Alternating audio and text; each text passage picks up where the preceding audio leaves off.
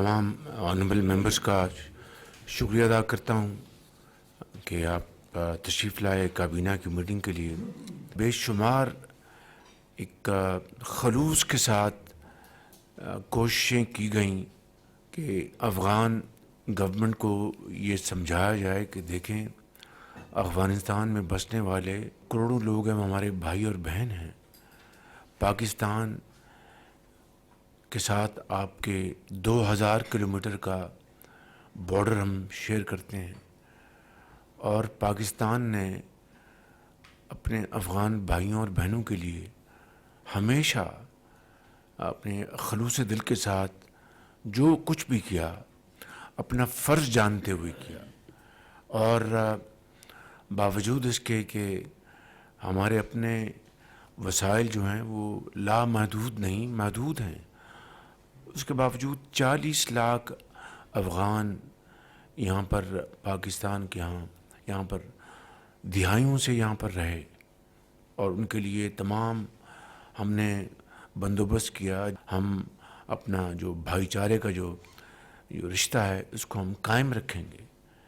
लेकिन अब उसके नतीजे में जिस तरीके से वहाँ से जो दहशतगर्द अफ़गानिस्तान से ऑपरेट कर रहे हैं उनको खुली छुट्टी है और वो ना सिर्फ पाकिस्तान के अंदर बेगुनाह शहरियों को शहीद कर रहे हैं, अफवाज पाकिस्तान के जवानों और अफसरों को उनको शहीद उन्होंने किया, हमारे जो लॉ इन्फोर्सिंग एजेंसीज़ के पुलिस के जवानों अफसरों को उनको शहीद किया, आम शहरियों को। तो अब जो हालिया वाक़यात हुए हैं उससे यकीनन सब्र का पैमाना लबरेज हो गया। इससे पहले डिप्टी प्राइम मिनिस्टर एक से ज़्यादा मरतबा जा चुके काबुल, डिफेंस मिनिस्टर एक से ज़्यादा मरतबा काबुल जा चुके और दूसरे जो ऑफिशल्स हैं वो काबुल गए और उनके साथ बड़े अच्छे तरीके से बातचीत की कि देखें, हम दो हमसाया मुल्क हैं, हमने क़यामत तक यहाँ पर इसी तरह रहना है। अब ये हमारे ऊपर है कि हम किस तरह अपने मामलात को बाहमी मुशावरत और रज़ामंदी से तय करते हैं ताकि अमन कायम हो और ख़ित्ते में तरक्की का जो दौरा है वो शुरू हो। बदकिस्मती से तमाम काविशों के बावजूद ये ना हुआ और मुकम्मल तौर पर हिंदुस्तान की शय के जिस वक़्त ये हमला हो रहा था पाकिस्तान के ऊपर तो उनके जो वज़ीर ख़ारजा मुत्तकी वो दिल्ली में थे। ये सब बात आपने उसकी तस्वीर भी देखी हैं टेलीविज़न पर, अखबारों में। तो हमें पर मजबूरन ये जवाब और भरपूर अफवाज पाकिस्तान जवाब देना पड़ा जो हमने दिया है। उसके बाद उन्होंने कहा कि हम सीज़ फायर चाहते हैं, उन्होंने दरख्वास्त की। कल हमने फ़ैसला किया कि 48 घंटे की जो वक्ती यानी इंटरम सीज़ फायर हम करेंगे। 48 घंटों में अगर वो जो हमारी जो बिल्कुल जायज़ शराइत हैं उसके ऊपर वो बातचीत करके मामलात को तय करना चाहते हैं तो हम उसके लिए तैयार हैं बिल्कुल। ये पैगाम उनको कल दे दिया गया। अब the ball is in their court. अब उन्होंने अगर वाकई वो संजीदा हैं, वाकई वो सिंसेयर हैं तो मैं समझता हूँ कि वो उनको फिर अपनी जो सीज़ फायर के लिए जो उन्होंने दरख्वास्त की है अब वो बात आगे बढ़ाएं। इसमें हमारे जो दोस्त ममालिक हैं, ख़ास तौर पे कतर, वो इस मामले में बड़ी संजीदगी के साथ और बड़ी दिल की गहराई के साथ वो इस मामले को तय कराने के लिए वो काविशें कर रहे हैं। मैं जब शर्म शेख में था वहाँ पर मेरी कतर के अमीर से मुलाकात हुई और उन्होंने बड़ी दर्द दिल के साथ कहा कि हम जानते हैं कि ये बिल्कुल ये नहीं होना चाहिए था, ये जो हमला हुआ आपके ख़िलाफ़ और जो, लेकिन हम चाहते हैं कि इस मामले को तय कराएं, अपना एक रोल जो है वो हम अदा करना चाहते हैं। तो ये मैं समझता हूँ कि लेटेस्ट सूरत हाल है। ये मामला देर पा बुनियादों पर वो तय हो जाए, फितना खवारिज का ख़ात्मा हो, ना कि उनकी टेरिटरी इन दहशत गर्दों के इस्तेमाल में आए। تو یقیناً ہمارے بہادر ہماری افواج نے ان کو منہ توڑ جواب دیا ہے. ایک مرتبہ پھر جو ہمارے سپہ سالار ہیں فیلڈ مارشل سعید عاصم منیر، ان کی لیڈرشپ میں یہ ہم نے ان کو منہ توڑ جواب دیا، جو ضروری تھا. کہ میں آپ کو پچھلی کابینہ کی میٹنگ میں بتا چکا ہوں کہ جو جنازے ہم نے پڑھے وہاں پر ان شہیدوں کے جو ورثاء ہیں، ان کے والدین تھے وہاں پر، ان کی بیٹے بیٹیاں وہاں پر موجود تھیں، اور ان کے والد، ان کی والدہ مجھے کہہ رہے تھے کہ وزیر اعظم ہمیں فخر ہے کہ ہمارے بیٹوں نے اس ملک کے لیے قربانی دی ہے، لیکن آپ ان کو جو یہ تشدد کر رہے ہیں اور پاکستان پر حملہ آور ہیں دہشت گرد، ان کا خاتمہ کرنا انتہائی ضروری ہے. اور وہ درد دل سے یہ بات کر رہے تھے، یہ پوری قوم کی آواز تھی. مگر سوال یہ پیدا ہوتا ہے کہ جب پاکستان کے اندر 2018 میں یہ فتنہ الخوارج کہیں یا دہشت گردی کہیں، اس کا مکمل خاتمہ ہو چکا تھا، تو پھر کیا وجہ ہے کہ دوبارہ یہ اس فتنے نے سر اٹھایا؟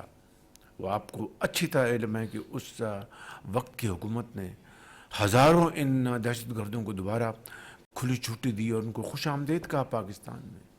اور یہ بنیادی وجہ ہے کہ اس فتنے نے دوبارہ سر اٹھایا.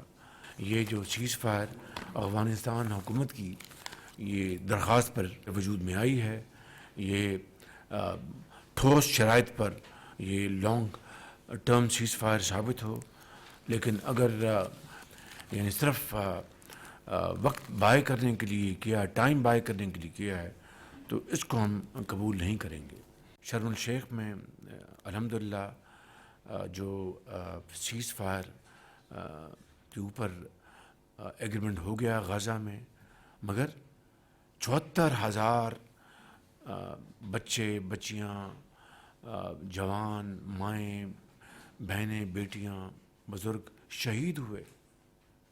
اور جب یہ سیز فائر کے لیے اسلامی ممالک جس میں پاکستان بھی شامل ہے پوری طرح اپنے کردار ادا کر رہے تھے، اور پریزیڈنٹ ٹرمپ اس وقت یہاں پر وہ لوگ جو نہیں چاہتے کہ امن قائم ہو، وہ اس کی آڑ میں سیاست کرنا چاہتے تھے.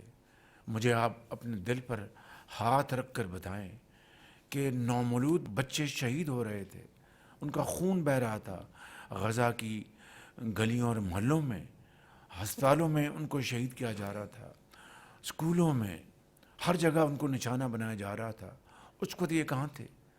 میں پوچھتا ہوں کہ آپ سب اپنے آپ کو ان کی جگہ پر اگر رکھیں تو کیا آپ اللہ تعالیٰ کی مدد کو نہیں پکاریں گے کہ یا اللہ یہ کیا ظلم ہے کہ میرے لیفٹ دائیں بائیں بچے اور بچیاں شہید ہو رہے ہیں، ان کو کوئی بچانے والا نہیں.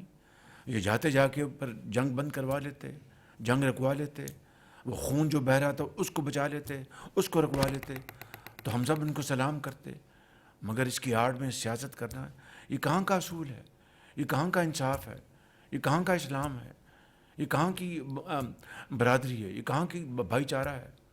تو میں سمجھتا ہوں کہ آج اگر وہاں پر خون بہنا بند ہو گیا ہے تو یہ بہت بڑی اچیومنٹ ہے. اور اس کے لیے میں پھر ایک مرتبہ پریزیڈنٹ ٹرمپ کو اور تمام اسلامی ممالک جنہوں نے اس میں اپنا کردار ادا کیا ہے، خاص طور پر قطر نے، سعودی عربیہ نے، ایجپٹ نے، جارڈن نے، اس کے علاوہ یو اے ای نے، ترکی نے بڑا اپنا بھرپور رول ادا کیا. اور معاہدے جو سگنیٹریز ہیں وہ پریزیڈنٹ ٹرمپ کے علاوہ ترکی، ایجپٹ اور قطر، یہ 4 ممالک سگنیٹری تھے. اور پاکستان بھی اس میں شامل ہے، انڈونیشیا بھی اس میں شامل ہے. ہم سب نے مل کر جو اپنا جو رول ادا کیا ہے، پاکستان نے اپنا فرض اس کی ادائیگی کی ہے. اور اس کے لیے جو کچھ بھی ہم نے کیا وہاں پر نیو یارک میں میں تھا، ڈپٹی پرائم منسٹر تھے، پھر واشنگٹن میں میں تھا ان کے ساتھ، پریزیڈنٹ ٹرمپ کے ساتھ فیلڈ مارشل تھے، ہم سب نے مل کر اپنا رول ادا کیا. اور آج الحمدللہ وہاں پر شرم الشیخ میں معاہدہ ہوا. اور پھر آپ نے دیکھا وہاں پر لوگ سجدہ ریز ہوئے، خوشیاں منائی، بچے سڑکوں پہ نکل آئے، ان کے ہاتھوں میں جھنڈے تھے، اور مائیں ان کی آنکھوں میں میں خوشی کے آنسو تو نہیں کہوں گا، لیکن ایک سکون کے آنسو تھے کہ سکون قائم ہو جائے گا. ایک اللہ تعالیٰ کا شکر ادا کر رہے تھے کہ اب ہمارے بچے اور بچیاں مزید شہید نہیں ہوں گے. تو اس سے بڑی میں سمجھتا ہوں کہ خون رکھوانے کے لیے یہ جو کاوش ہوئی ہے اس کی اگر تعریف نہ کی جائے تو کیا کیا جائے. لیکن سنجیدگی کے ساتھ اگر آپ اپنے آپ کو ان کی جگہ اپنے آپ کو رکھیں ان دیر شوز, تو آپ کو پتہ چلے گا کہ یہ جو 74,000 لوگ شہید ہوئے ہیں وہ عصر حاضر میں اس طرح کی بدترین ظلم کی اور کوئی مثال نہیں ملتی دنیا میں. دیکھتی آنکھ نے ایسا ظلم پہلے کبھی نہیں دیکھا. تو ہمیں اللہ تعالیٰ کے حضور شکر بجا لانا چاہیے کہ اللہ تعالیٰ کے فضل و کرم سے وہاں پر امن قائم ہوا. اگلے جو مراحل ہوں گے اس کے لیے پاکستان کا موقف بڑا واضح ہے. فلسطین کی ریاست قائم ہونی چاہیے اور فلسطینی بھائیوں اور بہنوں کو ان کا حق یو این کی قراردادوں کے مطابق ملنا چاہیے. اس کے لیے پاکستان نے ہمیشہ آواز اٹھائی ہے اور انشاءاللہ جب تک کہ وہ اپنا ان کو نہیں ان کا حق مل جاتا آواز اٹھاتے رہیں گے.